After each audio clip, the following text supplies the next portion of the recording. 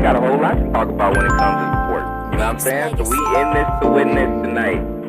Hope everybody had a good weekend as you get ready to wrap things up. Tonight, like I said, it's going to be special. I got my man, Mr. Mike Hill from ESPN, calling in a short second. And if you guys don't know where he's at, check him out on SportsCenter, of course. And also, make sure you hit him up on Twitter at MikeESPN, MikeESPN.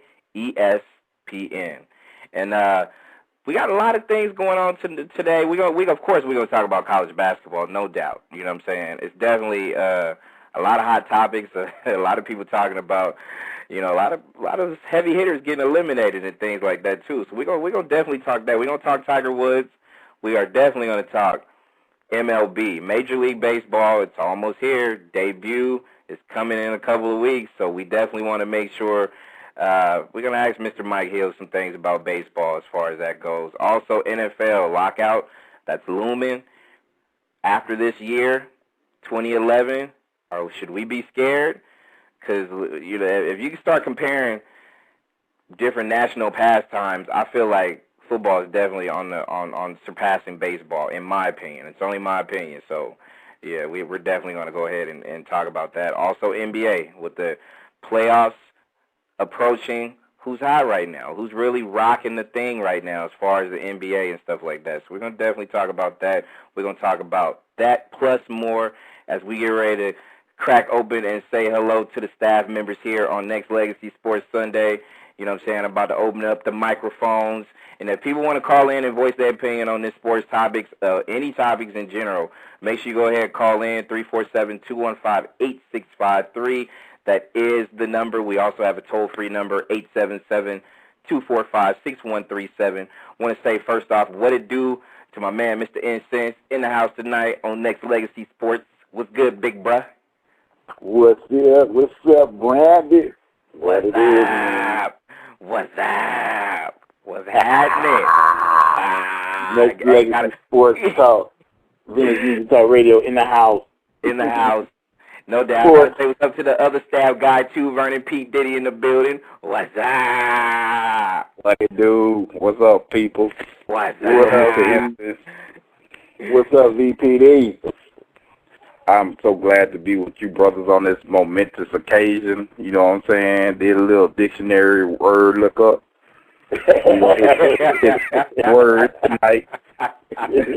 This man over there doing his homework. Okay. You know what I'm saying? Hey, as we cracked open the intro, and like 20 minutes ago, I was telling my man, Mr. Incense, hey, you know what? I think we're gonna do this sports thing justice every Sunday night from now on. So I think we're gonna be good with it. For sure. Yeah, we get it too, man. Been a long time coming. No doubt. We got topics, of course, and as we wait for my man, Mr. Mike Hill to call in, you know, one of the actually, you know what? As far as everybody that definitely need to get to know Mike Hill, you know what I'm saying? He's that anchor host guy on ESPN News, ESPN First Take, and you know what I'm saying? His background is real ill as far as, you know what I'm saying, somebody that I definitely appreciate and respect as far as, you know, people out there really getting it in this business of media and stuff like that. So, you know, we're gonna ask that man some questions about it all. So, you know, like I said, if we got callers calling in, make sure you do go ahead, file in. The number is 347-215-8653. Call in toll free at 877-245-6137. And you know what I'm saying, but not even gonna crack open the sports topics right now, but let me ask you, Mr. Incense, since you've been part of this family a little bit longer than VPD, how you feeling about this sports thing, man? This sports show every Sunday night to wrap up the week. Well, man, like I said, it's been a long time coming, because remember, we tried to start it off, man, maybe about 6 months ago, man. We wanted to jump off and do something, you know, do our sports thing when you know, football season was still in. So, I mean, for whatever reason, you know, we really didn't get it together. So, man, it's a good thing that we jumping it off right. You know what I'm saying? With a very special guest, man. Mike Hill is the man. You know what I'm saying? I watched, you know, First Take, and I see him on there, man, and it's like it's a blessing to have him on there, especially since we lost Stephen A. You You know what I'm saying? They don't let the man come on there no more, but, you know, it's good we got Mike Hill back there, so it's all good. He said they don't even let the man come on there no more. yeah. I think you know what? They'll have him on the, you know, the little like a you know, when they do the little telecast when, you know, reporting from a different station or whatever. They'll have him on every now and then, you know what I'm saying? But I think Stephen A was going too hard at him, dog. You know. Yeah, I know him and Skip used to go at it real heavy though, but you know what I'm saying, I love, like I said, I think I told you this before, man. I got a lot of love for Skip Bayless though. Skip is definitely the man because I've been a fan of his written stuff. He used to write for the San Jose Mercury News. Right. Back when he was based out here in the Bay Area and stuff. So, you know, he definitely gets a lot of love and a lot of respect. So, you know, that man, I just feel like, you know, people at the end of the day definitely need to pay attention. But, you know, I think people definitely need to pay attention to, you know, this man right here who is definitely an instrumental guy as far as not just my career, but, you know, just in sports in general, man. We gotta definitely give what's up and a hello to my man, Mr. Mike Hill, who is on Nexxlegacy Sports. Mike, what's up, bro? What's happening, man? What's going on? Man. What's up, Mike? Yes, sir. Yes, sir. Trying to make it happen. Just trying to make it happen. What's going on with y'all tonight, man? Y'all into this tournament? And the Tiger Woods and everything tonight, huh? Definitely. Not into everything like Tiger's into everything, it seems, but, you know. Hey, I be into everything if I got, you know, all the millions of dollars to back it up, you know what I'm saying? Hey, you know, it makes it more accessible if you do have that kind of change, man. It's very tempting out there. And Mike, before we get into some of the sports stuff, man, I definitely want to thank you, first off, for coming on the Nexxlegacy Sports Sunday, and also thank you for, you know, a lot of the different things that you do, not just with ESPN, but, I mean, you started on ESPN in 04, and, you know, coming from a background like you have, and you worked, and you really just, you was on your grind, man, and now you somebody like, man, I'll be saying to other people, you know, hey, when I grow up, I want to be just like Mike Thrill Hill. Oh, man, you're too nice, man. I appreciate that, man. I really do, man. It means a lot. You don't want to be like me, man. I got child support payments to make, bro. You know, too many child support payments, IRS on my tail, man. You know, I got too many problems. But you know what? I'm blessed, man. I thank God for the problems that I have, man. So I get up every morning, I live, I breathe, and I have an opportunity to make it happen. So that's what I try and do every day.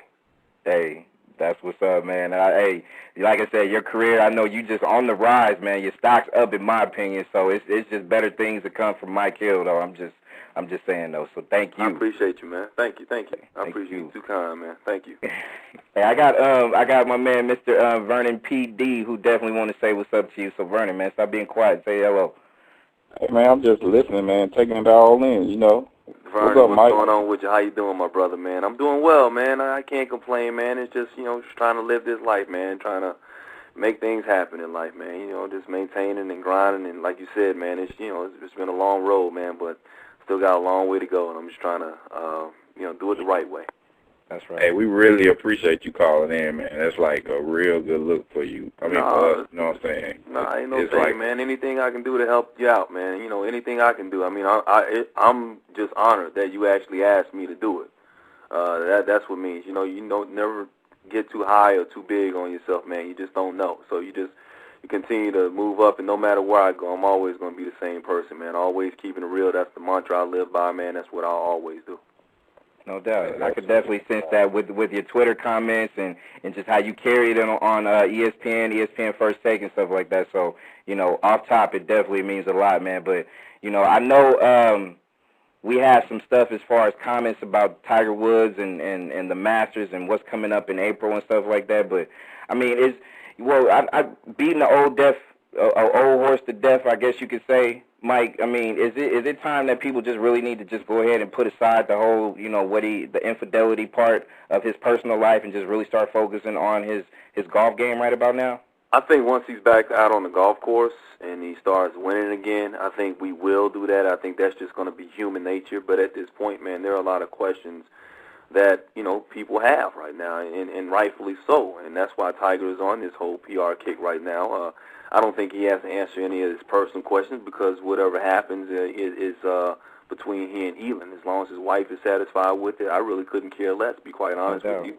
I just think that a lot of things that are coming out about him is just kind of change the way you think about somebody, but I also think that, in my opinion, you shouldn't put anyone on such a high pedestal if you don't know him that well anyway. I mean, with fame, man, you know, with the endorsements and everything that he's had over his career and the image that he's put out there, you're going to be put under a microscope. If you tell somebody what kind of car to drive, man, you know, they have somewhat of a right to kind of know what kind of person is endorsing this, and, you know, what kind of person is telling them what kind of car to drive, what kind of razors to use, you know, what kind of clubs to use and things like that. So it kind of comes with the territory. So I think Tiger knows what he did. He did wrong. He let a lot of people down, a lot of people who look up to him, and rightfully so. So if you want to look at role models or athletes as role models or whatnot, that's up to you. But, you know, I think he's got to repair his image, so to speak, and get back, and I think he will. Agreed. Mr. Incense, go ahead and take a question on the Tiger topic for you. You got any comments or something you want to drop in, bro? Yeah, it's kind of, I'm going to spin off of what Mike just said.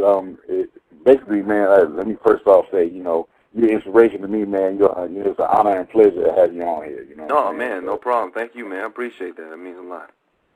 But you were saying, you know, as far as, you know, athletes being role models, why do you really think, you know, that athletes are pointed, you know, to be role models? You know, why are people just automatically, no matter what, you know? Well, because they're accessible in a sense where you see them all the time. A lot of times people view these athletes, entertainers, actors, somewhat even people that are on television, such as I mean, you have an image that you put out, and you see them on television, and it's like glamorized, so to speak. They become stars, and people kind of look up to them or whatever. So that automatically puts you up there as a role model. Now, yes, you might be on a pedestal, so to speak. It doesn't necessarily mean you want to be on that pedestal, but you have to remember that there are people, kids in particular, who are looking up to you. I think that, you know, the individuals at home, you have to tell your kids, you know, at home, look, you know what, this person is human. This person, he may be great, and you can idolize him as far as how well he plays golf or how great LeBron plays basketball if you want to model your game after him. But when it comes to what that person does off the golf course or what that person does off the basketball court, you don't know, because basically you're not with them 24/7. All you can see is what LeBron is doing for those 48 minutes out on the golf course, what Tiger Woods is doing for those 72 holes on the weekends that he plays golf or whatever. But you don't know everything else that goes on in that person's life. So if you do kind of put that person up on the pedestal and want him to be your role model, you tell your kids that's a role model, really, as a parent, I think that's on you, because I think you should be the role models for your kids. You should teach your kids right and wrong. Everybody always say, I know it's cliche, but it all starts at home. And you teach your kids right and wrong and what's right, and you know, and hopefully they grow up and to be model citizens in this world. Right. Exactly. The way I always put it out there real quick is, you know, I have a 7-year-old daughter, and she loves iCarly to death. So she loves Miranda Cosgrove and what she's all about. And I always tell her this, like, I tell her, you know, as far as she's an actress and she worked really hard to get to where she is, so focus on that instead of who she actually is. And I try to teach that to her early, because to me I think it's real important that we tell our kids, I can admire Mike Hill. And, you know, I don't know Mike Hill like that. When I get to know him, then maybe I have something to say on that other side to it. But end of the day, I feel like if we're all at this point in time, I appreciate the work ethic more than the personal, I guess you could say, just for the simple fact that, you know, I don't really care what's going on in their personal life. Hey, if they work their butt off, then cool, let's go. The thing is, everybody in this world, no matter how pristine your image may be, we all have problems, no matter how many idolizers or how many fans you have or how many jobs, how much money you have or how much fame you have, man. Everybody in this world has some sort of problems, and 9 times out of 10, you won't know what those problems are. And once again, like I said, you can admire somebody for what they do, but you shouldn't really admire a person for who they are unless you truly know that person. Exactly. Unless you truly know that person. like you said, somebody could see me on television and they could like my style. They might not like my style or whatever. But you know what? The people who don't like my style, you might like me as a person. People who like my style, you might not like me as a person, and vice versa. So it kind of, I'm Mike Hill on television. Now, believe me, when you see me on television and you hang out with me off the set, one of the things that I am proud of is that the same person you see on television is the same person that you get off television. I always say keeping it real. This is just who I am. I'm always going to be the same. I really wish I could be more of myself on television, but of course there are certain restrictions that you have. So I'm not going to put it all out there, but you kind of get a sense of what type of person I am by looking at television. But for the most part, a lot of these athletes and some entertainers, they don't put it out there because they are so concerned about what Madison Avenue thinks. They're concerned about their endorsement deals or whatever. That's why I respect Charles Barkley so much.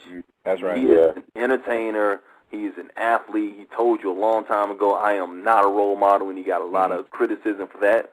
And it's true. I'm not a role model. Yeah, people can look up to you as far as what you do on the basketball court, but look, you know what? Don't let me raise your child. You raise your child. That is your responsibility. And I think too many people in society right now want an athlete or an entertainer to raise their child, and that's not right. Exactly. Mr. Vernon PD, you got something to say on the Tiger topic before we get into the next one, bro? Yeah, speaking of, personality, do you think, and I know a lot of people probably question this as well, do you think because, Tiger wasn't like no flashy celebrity, you ain't see him like out in the club or heard about stuff like that with him. So do you think because of his, let's say closed door type personality, that kind of hurted him as far as, when he tried to come out and apologize, trying to reach out to the public or whatever? Well, Tiger's always been insulated. Tiger's been a bubble. I mean, but you know what? The thing is, we've been in this guy's life since he was, 2-3 years old? And he was on, I don't know if it was the Ed Sullivan Show or whatever, man, but his father first brought him out there. So Tiger is one of those teen prodigies, man. You got to look almost like Tiger as like one of those child actors, to be quite honest with you. We've been following this man's career since he was a baby, man, before he was really even able to talk or whatever. And he's growing up in high school, been talking about him. People knew about Tiger when he was 13 years old. I'm talking about in the professional ranks. Same thing for LeBron, to be quite honest with you. Ever since LeBron was 13 or 14 years old, I've been talking about him. But the difference with Tiger is golf, I think, a difference from golf, and I was talking to one of my friends the other day about this. I think golf and somewhat tennis might be a little bit different because it's more insulated. It's more of a bubble. You don't get the exposure that like LeBron got when he went to, even though he went to a Catholic little private school in high school, he still went home to his neighborhood. And if you know what neighborhood I'm talking about, you know it. So you get like an education outside of your insulated bubble of your golf friends or of your tennis friends or whatever. So you kind of get like some street knowledge, or you kind of learn different things and different variables, and you're around people, and you're a little more socially adept instead of being inept, So Tiger's always been kind of bubble. He's always been in the bubble, kind of insulated from the outside world. His friends may have been chosen for him or whatever, only because of who he is and his handlers. I'm not saying, like handlers could have been his mom and his dad. Probably didn't allow him to have certain friends so he could learn about life. Now, I don't know his whole business, but this is just my opinion. This is the way I'm looking at it from the outside looking in, is that I don't think he was around people and got a different degree of the type of personality that you will get if you grow up in certain neighborhoods, and Tiger just wasn't one of those guys. Right. I kind of see it as this, as we get to wrap up this Tiger Woods topic, as Tiger pretty much had the golf's version of what Michael Jackson was as far as his entertainment. There you go. You're absolutely right. You're absolutely right, man. Ever since Michael Jackson was a child prodigy, man, and people handled his career. And so he didn't have a normal childhood, so to speak. And it's just like I was just mentioning and kind of putting it in the whole same context of, childhood actors and stuff like that. They didn't have a normal childhood. They weren't allowed to grow up. They didn't go to public schools and be around certain friends and hang out at Timmy's house and, go ride the bikes and stuff like that. Tiger was on the golf course. Tiger's been around adults, pretty much his entire life as his friends. One of his best friends is Marco Mira, a man that's old enough to be his dad. Right. No doubt. You see the type of friends that Tiger has. I mean, the only friend that you know of that's basically his age is Nota Begay. And he was his college teammate. And even Nota, who was on ESPN News the other day, you listen to him, certain parts that Nota, come on now, to be honest with you, Tiger to do all the things that he did or, supposedly did or whatever, and Nota Begay says he had no clue. Come on, if that's your boy. Very true. Come on, man. Now, I understand. Now, see, but Nota could be like, but also if that's your boy, and Nota ain't going to get on ESPN, yeah, I knew Tiger was a mess, man. Tiger was a dog, he ain't going to be your boy that much. Right, he ain't going to be that boy that for long if he drop dime on you like that. That's the bottom line. So, but it just seemed like when we were asking him the questions, it seemed like he genuinely didn't know.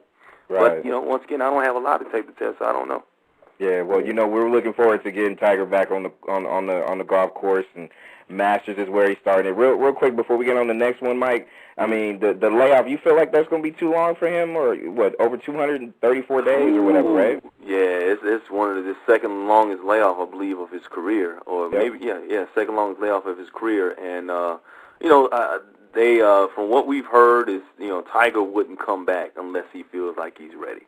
Right. He's not, these majors mean so much to him, and I think he'll be prepared. Now, physically, he'll be ready to go. Mentally, it could be another story. Now, I was listening to Tom Rinaldi, who had an interview with him today, and one of the things that kind of caught my attention was when Tiger was asked about the fan reaction, and he admitted he's a little bit nervous. He's a little bit nervous about how the fans are going to react to him or whatever, and, he's out there, and he said he liked to hear a couple of claps here and there or whatnot, and I don't know what we want to hear claps for, to be quite honest with you. Like one of the gallery was like, yeah, Tiger, that one, woman number 3, oh, man, she was fine, dog.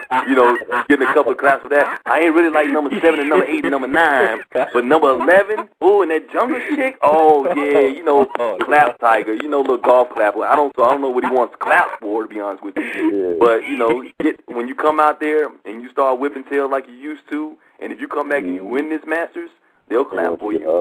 Oh, yeah, they get all about it, yeah. Everything just like it told you. I mean, they all got their booze in, you know what I'm saying? He don't have to get it. Get his booze.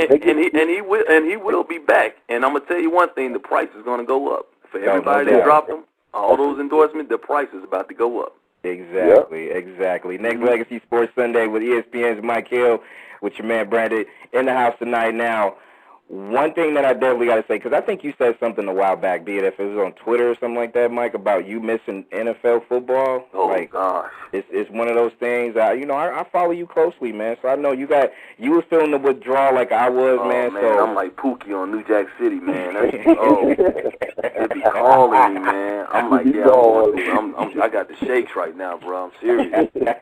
I miss that one so much. Yeah, I mean, not only did the season fly by, Mike, but now with the lockout looming and stuff in 2011, should NFL fans be scared? Because everybody's kind of running their business right now with no cap. But at the end of the day, can you tell the listeners out there should we be worried as NFL fans though? All right, man. To be quite honest with you, should you be worried? I think there should be some concern.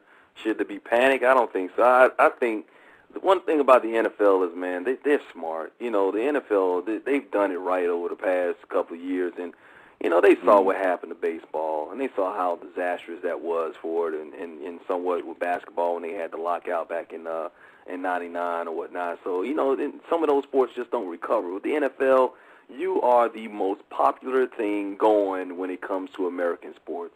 Exactly. Don't do anything stupid. Hopefully they'll be able to come together. DeMar Smith, the head of the Players Association, and Commissioner Goodell and the owners, hopefully they'll be able to get something together and make it happen, man. But, right now I just want to enjoy this 2010 season that's coming up, the draft and whatnot, and hopefully they'll get their labor issues together, man. They seem like they're still far apart on some issues, but it could just be a hard stance where both sides are not telling, some of our insiders, anything that they want to hear. They got to have their stance and say, well, yeah, we're far apart, we're not going to budge, and the owners are saying basically the same thing because they both know that we're going to go out there and report it. So if one of them said, we're concerned about this, and yeah, they're making a good point, then it's not going to sound right. So it could just be hard stands by both sides to just try and scare the other into making a deal. But I think in the final hour before it's too late, I think they'll be smart enough to get something done. I think overall, especially with the NFL, and as important as it is, like you said, Mike, I feel too that I'm not necessarily worried about the lockup itself because nobody wants to see what happened in '87 when we had the replacement players and all that good stuff. But the more I start hearing little different things about still hasn't come to agreement, then as an NFL fan, yeah, I'll be a little bit worried as we go into the wee hours of it all. But with all of us missing sports and football, I mean, of course, Mike, I'm out here in the Bay Area and we got Raiders and Niners and stuff like that. Give me your opinion. First thing that the Oakland Raiders come to your mind. First thing that comes to your mind. What do you think? Oakland Raiders? Yes, sir. Oh, wow. Wow. You really want me to say it? I get a chuckle out of Mike. Oh no! So I know it's not good. I was dysfunction. That's the first thing that comes. I think dysfunction. I think weekend at Bernie's, to be quite honest with you, when it comes to Al Davis. Keeping it real, I think, I think of, wow, what did y'all draft at quarterback? I think, what, wow, and why is Nnamdi stuck there? That's what I think, honestly. Yeah.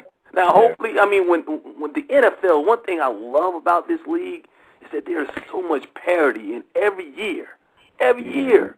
Some teams got to hope to win it all. You could win 3, you go 3-13 one season and turn that bad boy around, man, and get into the Super Bowl and to give yourself a chance, with the exception of the Detroit Lions and the Oakland Raiders. I'm serious. It's like the Lions and the Raiders is the exception to the rule. And you know what's crazy about it is like it descended and it was almost like an elevator that just the cords got cut. On the Empire State Building on the 105th floor, and somebody just cut the cords, and it just dropped quickly. You go to the Super Bowl. One year, and you get blasted by your former coach, and then after that, it is just downhill. Nothing's been the same.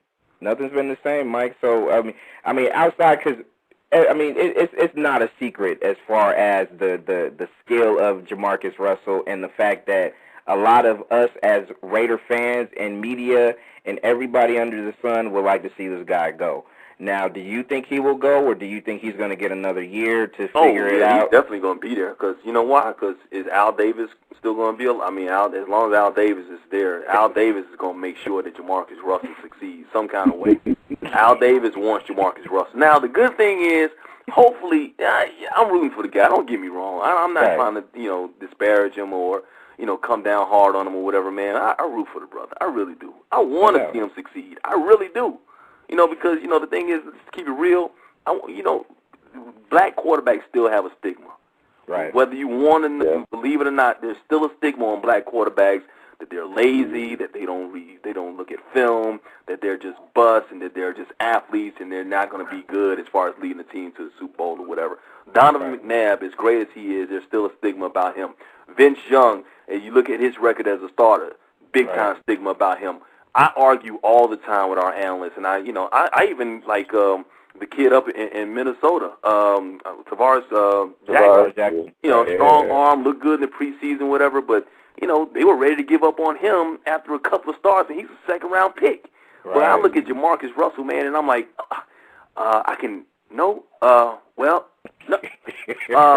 he can. I can't defend him. I can't.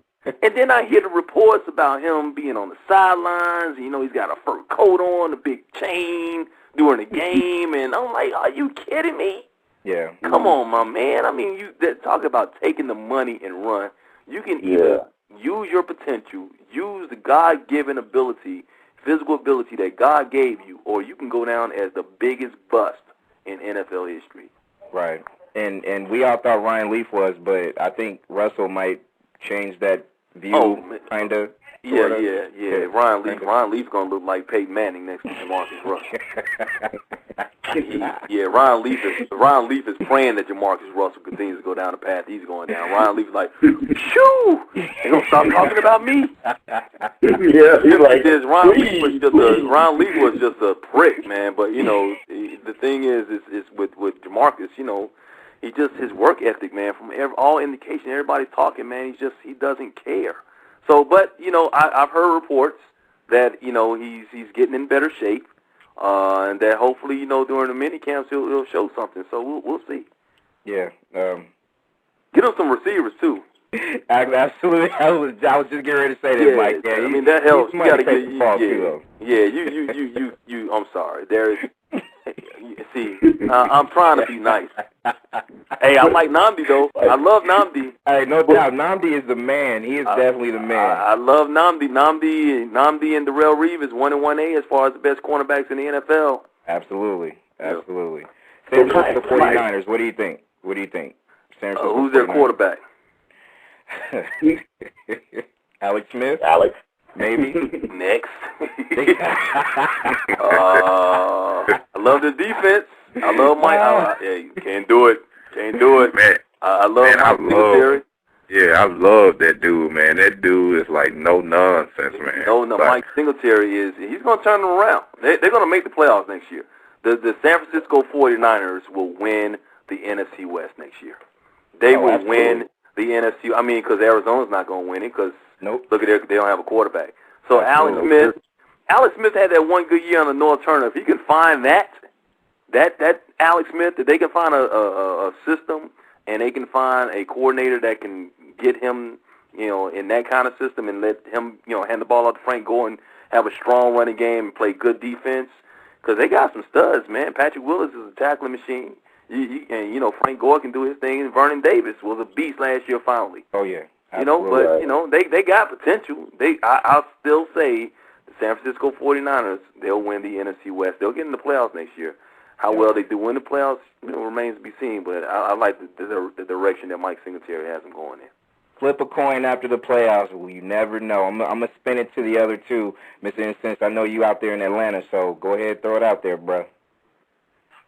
Say what? Oh, man. So how do you feel about the Falcons, man, especially how, they ended up, they started off pretty good, having Tony Gonzalez and whatnot, man, and then, toward the end we kind of tinkered off. What you think the outlook for that Falcons? They had the injuries, always hurts the team, man. And this is it's a war of attrition every year in the National Football League. When you have injuries, man, it's hard to overcome or whatever. I mean, but I love Matt Ryan. I know he had a little bit of a quarterback slump in his sophomore year, but he's got all the tools and all the intangibles to be great. They got a strong running game as long as you keep Michael Turner healthy. Jerry Norwood, strong running back, just a home run threat every time. I talked to Roddy White's one of my boys, so I talk to him all the time. He's coming into his own. Atlanta's got the right, they got the right personnel in place. They got the building blocks. It's just, in the NFC South, man, it's just, anybody's year. I mean, it just kind of turns over. You be in last place one year and then you're in first place the next year. Like Carolina Panthers could be in first place next year and the Saints could be in last place. That's just how it is. I mean, the Bucks even started to improve a little bit last year. They got a young team and they started, playing well down the stretch for Raheem Morris. They're a young team. Maybe they'll start making a run once they kind of get their situation together. But I like the Falcons, man. I like the fact that they got the like I said, the building blocks in place. It's just tough, man. You just like I said, it's always some kind of parity in the National Football League and especially in the NFC South. No doubt. Vernon PD, real quick. What's your team? And throw a question out there for Mike. All right, you know what I'm saying. Hey, Vernon PD, let me ask you a question, man. What's up? Why you got a naked picture on your Twitter thing, man? And look, man, I've been trying to change. I've been trying to change it, dog. I've been trying my best. No, man, that is like, I like it. I like you got the Yankee cap on. That's hot right there, man. But, usually when a brother's like, like especially on Facebook, if you request me on Facebook and you got your body out like that, I ain't accepting that. You got to change the profile picture. So I'm just saying. Hey, man, because then all of a sudden you start throwing little pillows and stuff at me, man. And no, don't poke me. Don't poke me on Facebook when you got a naked picture. So. Man, you don't like that, man. God, that's with you, my man. One of the first guests come on, put me on blast, man. No, we got, but you know what? Hey, follow Vernon P. Diddy, baby. Follow him. Man, ain't nobody gonna follow me after that, man. No, you gonna know. I have a lot of females. Dude, I'm just step your female game up for you. I'm just jealous, my brother. That's all, man. I wish I had you got a little pack going on, man. I'm trying to get your D'Angelo going on there. I see you. Go ahead. How does it feel? Nah. Hey, man, you threw me off. I almost forgot the question. Nah. Oh, okay. I'm back on. Hey, all right. My question was, okay, like, shout out to my Saints. You know what I'm saying? I ain't from New Orleans, but New Orleans is like my second home. So shout out to my Saints. Mm-hmm. What do you think in the draft is the best kept secret? Like, what's the gem in the draft that nobody really talking about?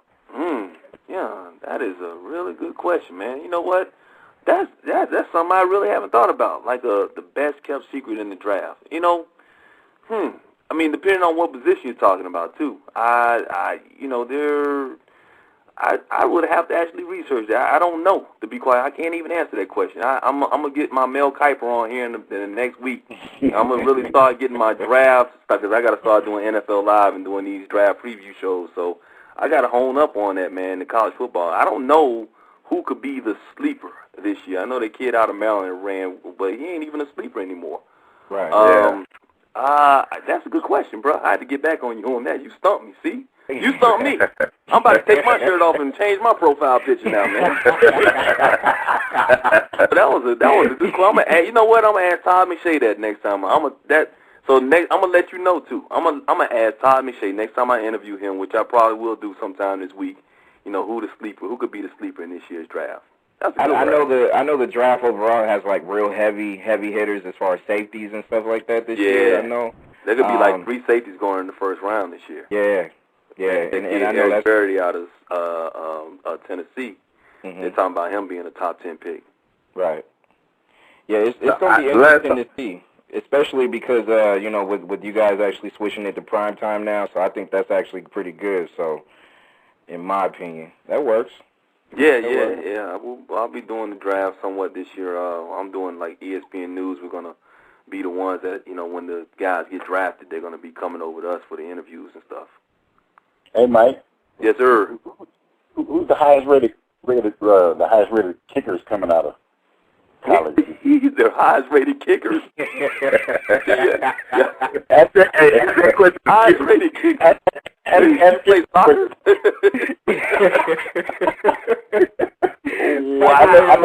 Michael, they're like, wait a minute.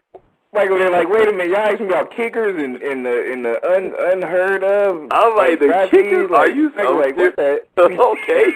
Highest rated kickers. It might answer the question I asked you, Mike. You never know. I'm serious, man. Hey, dude, I'm at the, you know what? I'm really going to have to hone up on my draft skills. The kickers? I've never been asked about a kicker before, ever. Ever. The highest rated kicker. You play soccer? Hey, that's a question you got to take to Skip. See how if that rubs him the wrong way or not. Man. Yeah, that's my man. So he don't like some kickers. What I like about Skip, man, is what he says, he believes. And that's what I respect. Yeah. He honestly believes everything he says, man. Hey, Brandon, let me ask Mike one more question, man. Go ahead, man. Hey, what you think about Tebow? You going to ask me about long snappers? No. No, what you think about Tebow now? You think Tebow coming along? Cause if you man, here's my take on Tim Tebow. Tim Tebow will never start for a contending team in the National Football League. This is my take. Tim Tebow will never be that guy. Tim Tebow, unless there's a team that has a strong running game, does not rely any. Tim Tebow will never lead a team to the Super Bowl. When I say lead a team, I'm not saying he won't quarterback a team in the Super Bowl. You understand what I'm saying? But he will not be the guy that puts a team on his back and takes them to the Super Bowl. From everything that I've seen and everything that I've heard, Mel Kiper even has him dropping down to like the 5th or 6th best quarterback on his big board right now. Right. Tim Tebow, great guy, and I feel sorry for him in a sense because, so many people come down on him and criticize him. He's a great guy. He's a good guy. Right. He didn't ask for all of this. People put the praise on Tim Tebow as one of the greatest college football players of all time, if not the greatest college football players of all time. But I look at Tim Tebow as like, you know what? Look at the kid Troy Smith out of Ohio State. Right. He did the same thing at Ohio State. How come we're not talking about him? Only because we didn't talk about Troy Smith for 4 years at Florida.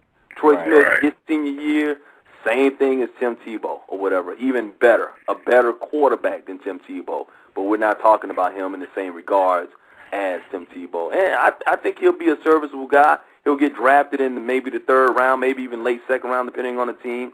But they'll draft him based on potential, not just at quarterback, but saying, okay, if it doesn't work at quarterback, we can always slide him in at another position. That's the way they'll look at it. He's valuable. Yeah. But, like, with him being valuable, like, me and my homeboy, we got to a discussion about him. You know what I'm saying? And I think also Tim Tebow is a great guy. But I never really was impressed with him as a quarterback. I never really was. Right. Because he never, you know what I'm saying? He never had, like, no big game. Now, what they did, I think what they did to him, like, the last end of the season, onto, the bowl games, I think making him throw for, like, 300 yards a game and stuff like that, I think that was wrong. Because, you know what I'm saying, they should have put him out there first. They should have, if that's what they want him to do, you know what I'm saying, they should have raised his draft stock. The thing is, okay, so you're coaching Florida, right? Are you concerned about your team, or are you concerned about Tim Tebow and his draft? You concerned about winning national championships, or are you concerned about trying to get Tim Tebow a Heisman Trophy and getting his draft stock up? I'm concerned about the team as a whole. That's the team. So what they asked Tim Tebow to do was what was best for the team. Tim Tebow, they could make him throw 40, 50 times a game, but that wouldn't win them football games. They wouldn't have won as many football games. They wouldn't have won national championships at Florida and been playing a national championship game at Florida if they asked Tim Tebow to do all of that. So, Urban Meyer, he got criticized somewhat because they was like, you know what, he doesn't prepare. He didn't prepare his quarterback for the National Football League. But you know what? That's not his job as the coach of the Florida Gators. Right. That's not his job. I mean, that's why you see so many recruits choose a coach or choose a school based on the type of system that they run, depending on if they want to go to the next level or not. It's not about, okay, well, I can go here because Florida's got a great communication program and, it's going to prepare me for college, a life after college or whatever. They look at it and they say, they run a pro-style offense at USC. Their offensive players get drafted in the 1st and 2nd round. Their defensive players get drafted in the 1st and 2nd round. Oh, look at that exposure. That's what they look at when they choose what college they're going to. That's why you see so many of them going to USC, because USC is going to get the exposure, and plus they run that pro-style offense, and the defensive players are great. So, there are certain coaches that will prepare you for life in the NFL because they run an NFL-type system. Florida is not that way. The same thing with Alex Smith. I wasn't really impressed with Alex Smith at Utah under Urban Meyer, but you know what? He just happened to have a good season that year, and Matt Leinart didn't come out that season, so he was the number 1 overall pick. That's why San Francisco has him. There you go. Right. A couple of real quick ones on Nexxlegacy Sports Sunday with Mike Hill before we let this guy go, take care of his normal business. NBA. With the playoffs coming up real quick, man, like who's a factor right now to you? What team is like the team that you feel is going to basically win it? I'm talking about aside from the Lakers and the Cavs, like who's really scary to you right now? Besides the Lakers and the Cavs? Yes, sir. Nobody. To win it all, the thing is, like, I'll look at the East. and I say, who can threaten the Cavs? Yeah, Orlando can threaten the Cavs. Right. But can they beat the Lakers out west? Can they beat Denver out west? Can they beat a Dallas team out west? Yeah, I don't see that happening. The Lakers, they can get into the playoffs, but can they beat Cleveland? Cleveland swept them this season. They look dominant against them or whatever. Cleveland can go either way or whatnot. Denver, right now, I really like the Nuggets. I like that team. If you look at their record against some of the top teams in the National Basketball Association, they dominate. They have done well against the Lakers. They've done well against the Eastern Conference teams. They've done well against Dallas.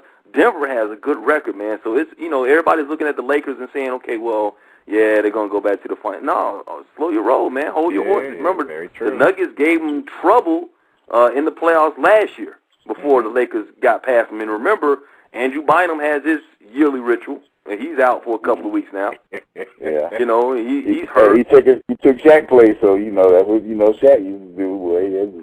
But what, they expect a lot out of Bynum, and then you know what, Ron Artest really hasn't paid off. They thought Ron Artest was going to be that guy. So if he's not being the bad guy.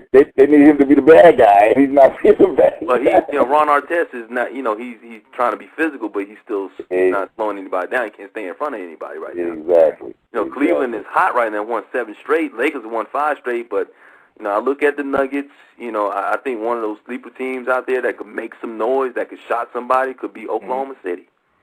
Yeah. Oh, yeah. Oklahoma. What about ATL? What you think about the Hawks? I like the Hawks. ATL, especially the Hawks. They play well against. I just don't see them getting past Cleveland. We know they can get past a Boston team. We know they can run with Orlando. I just don't see them beating Cleveland. But Atlanta, right now, the season where they end the day, they got to face Milwaukee, and ain't no team hotter in basketball than the Milwaukee Bucks. Very true. Milwaukee Bucks, I believe, are 14-3 since the All-Star break, and John Salmon, since he's come over, he's made a big difference on that team, man. And so they're playing some outstanding basketball right now. So, when it's all said and done, I still think it's probably going to be Cleveland and the Lakers. But like I said, watch out for the Denver Nuggets, man. I like Carmelo Anthony. I thought he was going to be the MVP at the beginning of the season. He started off that way. But, without a doubt, LeBron James should be a unanimous choice as the MVP this year. Oh yeah, hands down. I feel like this with I feel you, Mike, on the whole Lakers Cavs thing, and Dallas doesn't scare you, man. Like you look at Dallas and you're like, wait a minute. It's Dallas every year. Dallas wins 55, 60 games every year. Dallas does that. It's like I want to see when is Dirk gonna be nasty though? When is Dirk gonna be like, you know what? We here. We're here. I'm going to take us the rest of the way. When is Dirk just going to say, you know what, man, I just feel like my balls are that big.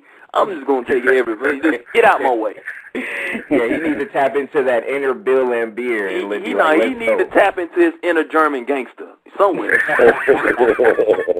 He needs to tap into that inner German. I don't know how gangster they get over there, but he needs to get his Farbenuken on some kind of way, man. All right, one more quick one with baseball coming up. It's always a hot time of year. It's always a lot of debate about baseball being that national pastime and stuff. But I mean, overall, Mike, and I think I sent it to you on the email before. It's like everybody know who the playoff participants are going to be, just about. And I mean, how does that make you feel about baseball in general? Because everybody pretty much already got it locked down. Like, okay, Yankees, Red Sox. Dodgers, well, anybody that look at me on television, they know, even though I'm supposed to be impartial, I'm supposed to be, non-biased or whatever, objective or whatever, man, I'm still a fan, man. Everybody knows. I grew up right across the street from Yankee Stadium, man, in the Bronx. So I'm a Yankees guy. I grew up loving the team or whatever. So if you ask me, do I think it's fair? No, not necessarily fair, but I like it. I don't really care because, hey, my team is winning. My team has the money to pay all those players to do whatever to do. But, do I wish there was a little more parity in baseball? Yeah, as long as my Yankees are still in the playoffs every year. But, I don't go with the same assumption that people or teams. I don't subscribe to the assumption that you can buy a championship. You can't buy a championship, even though the Yankees have the highest payroll every year. They don't win it every year. Teams like Minnesota are always in the hunt. Now, Minnesota, big blow today. I don't know if you heard, but Joe Nathan, their closer's out for the season. That's huge. Oh, absolutely. You know, Buster Olney said, you know, it's like the Yankees losing to Mariano Rivera or somebody like that. I would like to see a team like the Chicago Cubs, man, win it all, to be quite honest with you. I just want to see a team that hadn't won it in years, and it's been 102 years, I believe, now for the Cubs. I want to see them finally get it done, man. The expectations live up to it. They got a really good hitting coach now, Rudy Jaramillo. He's through the Texas Rangers, man. So that's going to help them out. Giovanni Soto is in better shape, and so is Carlos Zambrano and those guys, man. So, you know, hopefully, you know, Derek Lee and the boys can get the job done there in the National League and make some things happen. But also my sleeper team to watch out for in the American League, the Seattle Mariners, man. They are, I think they're going to win the AL West, and they're going to make some noise in the American League this year. So, you know, baseball season's almost here, man. You know, we got 162 games to try and get it all figured out. But, you know, when it's all said and done, you know the Yankees are going to be right there. So that is that marathon. Absolutely, absolutely. And as we get ready to close, Mike, I definitely want to thank you for hanging out with us and just giving us your opinions. And we hang on every word that you say because, you know, you get your grind on every single time on ESPN. Are you going to be back running First Take anytime this week or next week? I'm going on vacation. I think I'm doing it for a week in April, but I'm going on vacation. So like the first part of April, I'll be gone for like the first 2 weeks, just trying to cool out or whatever. But I think right after I come back, right after it's either before or right after the draft, I'm doing a full week of First Take. So yeah, I'll be back on there with Skip, man. I'll tell him you said what's up, man. But I appreciate you having me on. Really do, man. I just love to see brothers, man, that's trying to make it and making it happen and doing it the right way. So anytime I can support, man, just let me know. Absolutely, and definitely tell Skip. Hold on real quick. Let me tell Skip that I've been a follower of his because, you know, out here in the Bay, he used to work for San Jose Merc. So just let him know that Branded out here in the Bay Area definitely respects his hustle, and he will never ever intimidate me on the opposite side of the table if I ever debate that guy ever. He tries to, man. You see how much he pounds that desk. I told him I think he does it to try and intimidate people, man. But Skip that's my man, man. Skip gets a bad rap from some people, but I get asked about Skip more than anybody at ESPN. Yeah, let him know I'm ready for him anytime. I got you, man. You'll be ready. We'll get you on there. All right, Mr. Incense, go ahead, bro. Oh, I just want to say real quick because we didn't really get to talk about March Madness, man. How your bracket doing, Mike? Oh man, I tore it up, bro. Northern Iowa. Mine is done. I just tore my bracket right on up, man. You know what? I love it. I love that. You know, hey, I'm not a Kansas fan. I just thought they were going to win it, but you know, Kansas, you know, they didn't come to play, and that's what's so great about college basketball, man. Any given night, one team gets hot and you ain't ready, you going home, and there's no place like home, as Toto said in Kansas. Just found that out, bro. Hey, once Georgetown lost, I tore my bracket up like real quick. So. That's what hurt me because I'm a Georgetown fan. I've been a Georgetown fan since the days of Pat. So. That hurt. That actually kind of hurt. That stung. But you know what? It's good for college basketball. You got like St. Mary's. You got Northern Iowa. Look at Cornell. Cornell could possibly beat Kentucky. Absolutely. You know, I mean, so hey, anything is possible in college basketball. I think it's look at Baylor. Basketball. And I had Baylor going to the Final Four. I had Baylor and Kansas State. I had Kansas State, Kentucky, and Baylor going in the Final Four. But of course, Kansas, they let me down. Yeah, real heavy. Yeah, so I think we had the same bracket. We had the same picks, man. Yes, sir, man. And the only reason why they pick Kansas or Kansas State to win the Final Four because they had to play Kansas. Yeah, they play Kansas. And they couldn't get past that. And that's why it hurts me that I'm a Georgetown fan. I looked at them in the Midwest and I was like, man, they're gonna be all right until they get to Kansas. But if they would have gotten past, you know, Ohio, and you know, they could have easily won the other games. And if they would have had to avoid Kansas, they could have been in the Final Four. But you know what? Coulda, woulda, shoulda. Yeah. Hey, VPD, go ahead and wrap it up, man, and say your goodbyes to Mr. Hill. Hey, man, it was great having you on the show, man. Appreciate your time that you spend with us, even though you clown me a little bit, but it's cool. I respect. I'm giving you reverence, man. I'm like just asking you, like, you know, All right, my man. Go ahead and do that. You know, but what you got to do is you got to go to settings. Go to settings on Twitter. Go to profile, okay? And when you go in the profile, you got to go down here and it says where to change the picture or design. You go in there and you say change picture. Change. And there you go. And then you save it. You find a picture with a shirt on. And then you change it.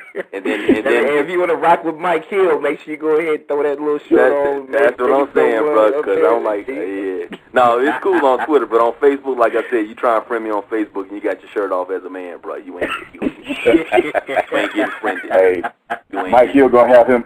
He's gonna have VPD in a bow tie and a tux. You know.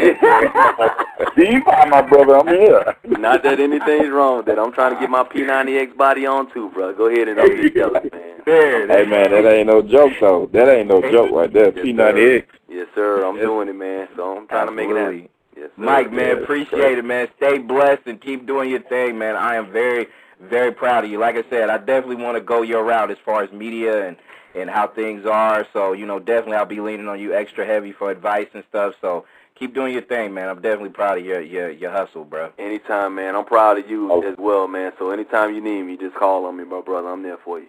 All right, man. Appreciate it. That is Mike Hill. Go follow him on Twitter at MikeESPN, MikeESPN. Nexxlegacy.